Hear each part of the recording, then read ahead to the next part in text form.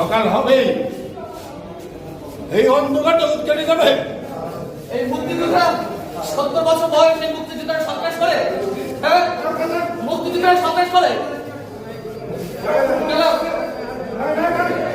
গেলাম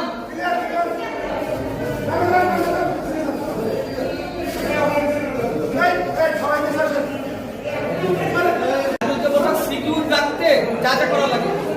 আচ্ছা আচ্ছা, মানব্যাগ মোবাইল দেওয়ার ব্যবস্থা আজকে যাই না।